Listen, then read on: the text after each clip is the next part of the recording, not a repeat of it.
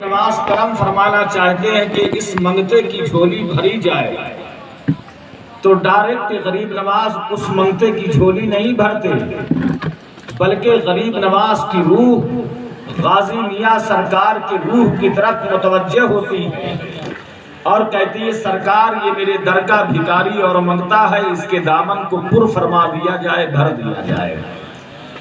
غازی میاں کرم فرماتے ہیں تو منگتوں کی جھولی بھر جاتی ہے اور سرکار غازی میاں رضی اللہ تعالیٰ عنہ اللہ کی راہ کے شہید ہیں۔ اب آپ کہہ رہے ہوں گے کہ یہ محرم شریف میں اہل بیت کا ذکر، تو سرکار غازی پاک رضی اللہ تعالیٰ عنہ یہ بھی اہل بیت میں شامل ہیں۔ 18 سال 11 مہینہ 34 دن کی عمر شریف میں اپنی جوانی کو اللہ کی بارگاہ میں قربان کر دینے والی شخصیت کا نام غازی پاک رضی اللہ تعالیٰ عنہ ہے۔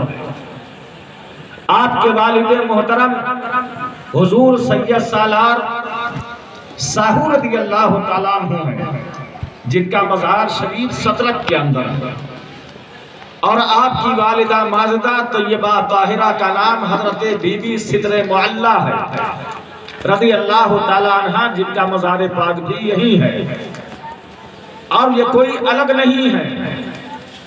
سید سالار ساہو رضی اللہ تعالیٰ عنہ یہ 11ویں پشت میں حضرت شیر خدا رضی اللہ تعالیٰ عنہ کے شہزادے محمد بن حنفیہ کی اولاد میں شمار ہوتے ہیں، اور غازی میاں رضی اللہ تعالیٰ عنہ کی والدہ ماجدہ حضرت بی بی صدر معلہ سرکار امام حسین شہید کربلا رضی اللہ تعالیٰ عنہ کی سب سے چہیتی بیوی حضرت شہربانو رضی اللہ تعالیٰ عنہ کی اولادوں میں 11ویں پشت میں شہزادیوں میں شمار ہوتی ہیں۔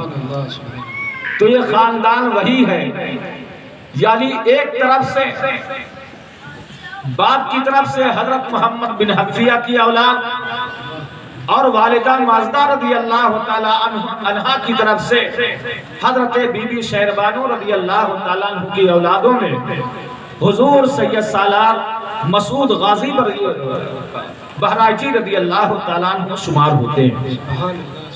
بڑی بڑی مزاریں ہندوستان کے اندر ہیں، لیکن خدائے وحدہ لا شریک کی قسم مسعود غازی بہرائچی رضی اللہ تعالیٰ عنہ کا آستانہ وہ آستانہ ہے کہ ہر آدھے گھنٹے پر حضرت خضر علیہ السلام غازی میاں سرکار کے آستانے پر حاضر ہوتے ہیں۔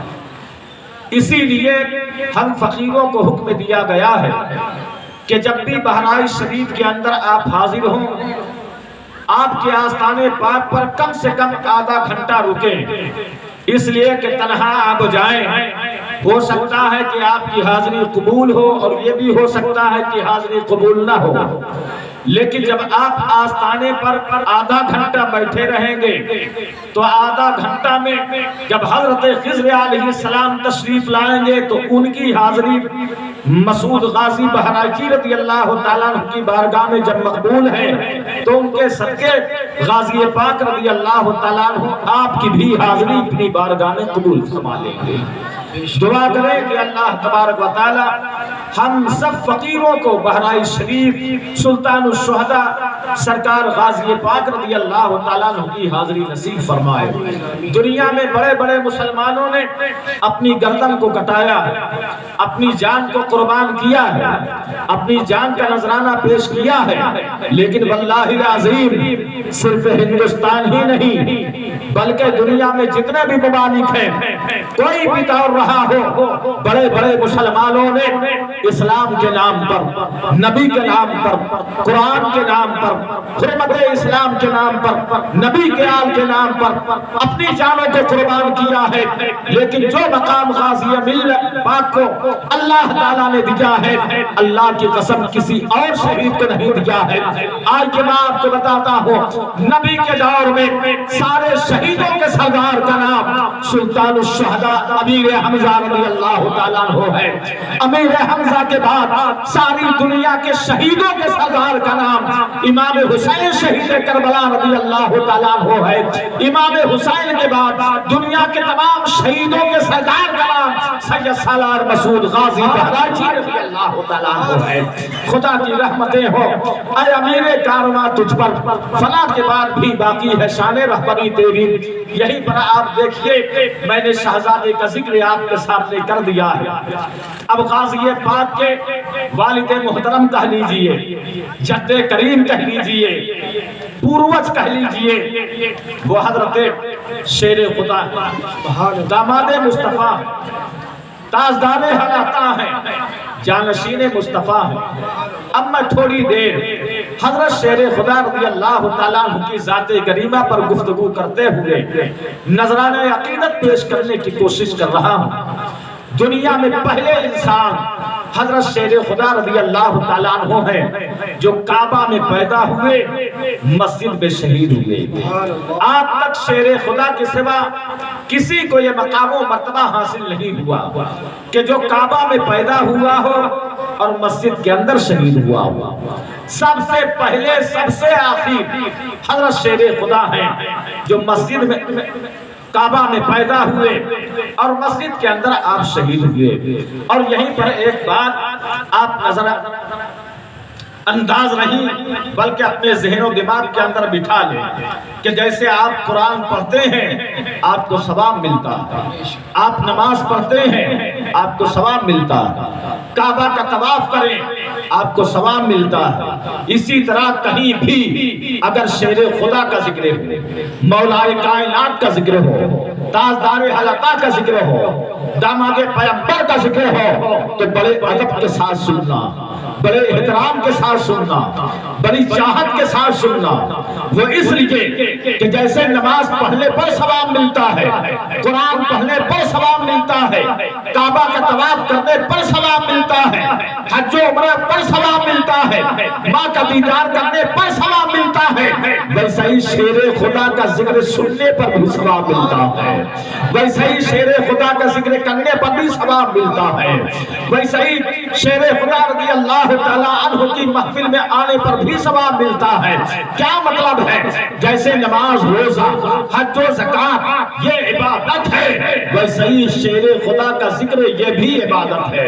جیسے اللہ راضی ہوتا ہے نماز، روزہ، حج و زکات کرنے سے، ویسے ہی اللہ راضی ہوتا ہے شیر خدا کو یاد کرنے سے، شیر خدا کی یاد بنانے سے، شیر خدا کی محبت کو اپنے دل کے اندر بٹھانے سے۔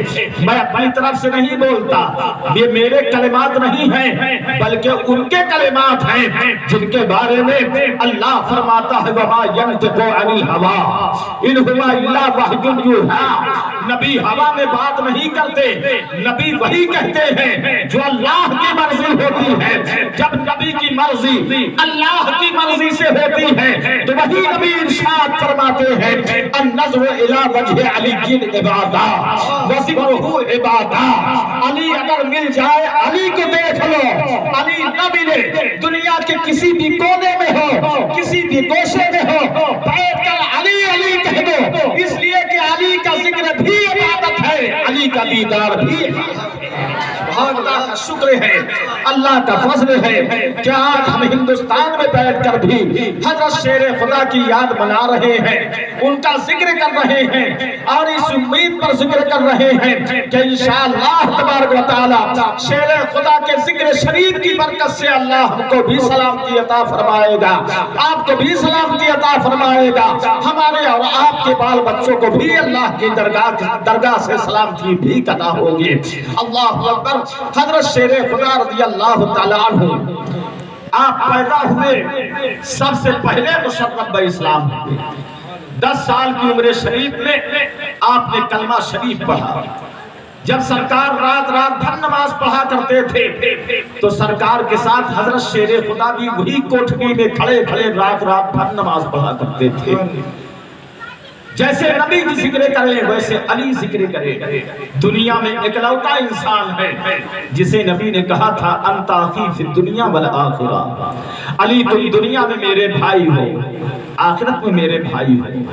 اللہ کے پیارے نبی صلی اللہ علیہ وسلم نے آپ کے لیے دعا کیا تھا، من کنت مولاہ فعلی مولاہ اللہم والی من والاہ وعدی من آداہ، جس کا میں مولا ہوں اس کا علی مولا ہے۔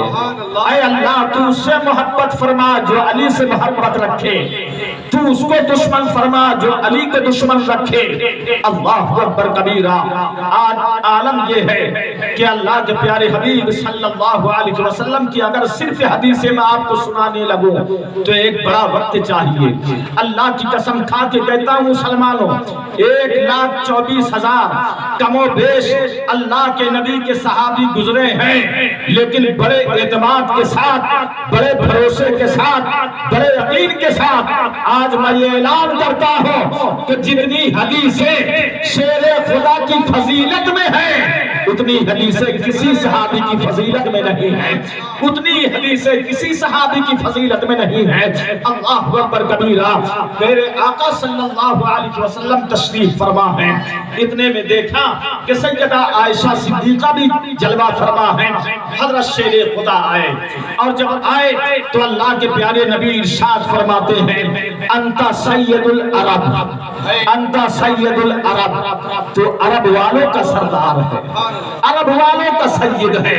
تو حضرت شیر خدا نے کہا حضور عرب کے سردار تو آپ ہیں۔